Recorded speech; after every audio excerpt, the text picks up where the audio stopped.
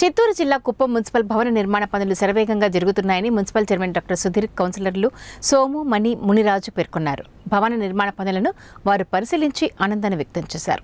ఈ సందర్భంగా డాక్టర్ సుధీర్ మాట్లాడుతూ 5 కోట్ల రూపాయల నిధులతో మున్సిపల్ కార్యాలయ భవన నిర్మాణం చేపట్టామని, కేవలం 3 నెలల్లో భవనం కట్టడం పూర్తి అవుతుందని అన్నారు. మిగిలిన పనులు మరో నెల రోజుల్లో పూర్తి చేస్తామని తెలియజేశారు. సీఎం జగన్ చొరవతో 66 కోట్ల నిధులతో మున్సిపాలిటీలో అభివృద్ధి కార్యక్రమాలు చేపట్టామని సుధీర్ స్పష్టం చేశారు. కుప్పాన్ని అభివృద్ధి చేస్తున్న సీఎం జగన్ మంత్రి పెద్దిరెడ్డిలకు కృతజ్ఞతలు తెలియజేశారు. బ్యూటిఫుల్ స్ట్రక్చర్ తీసుకురావడం జరిగింది.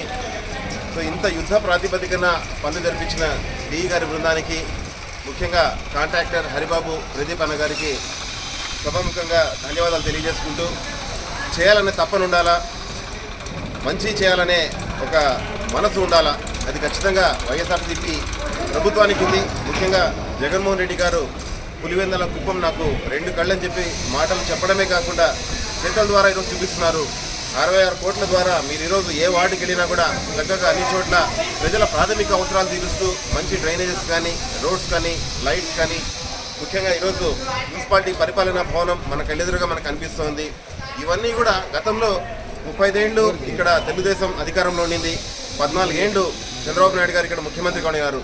మరి స్థానిక తెలుగుదేశం నాయకులు ఏ రోజు కూడా, అంటే ఎప్పుడో 1980 దశకాల్లో కట్టిన ఒక పాత పంచాయతీ భవనం 1960లో, అప్పటి నుంచి ఇప్పటి వరకు కూడా అలాగే లాగుతూ వచ్చారు. మరి ఈరోజు జగన్మోహన్ రెడ్డి గారు వచ్చిన తర్వాత ఊరు పెరిగింది, ఊరి అవసరాలు దృష్టిలో పెట్టుకొని ఈ ప్రాంతాన్ని మున్సిపాలిటీగా చేయడమే కాకుండా మున్సిపాలిటీకి సంబంధించి ఒక చక్కటి పరిపాలనా భవనాన్ని కూడా కేటాయించడం జరిగింది.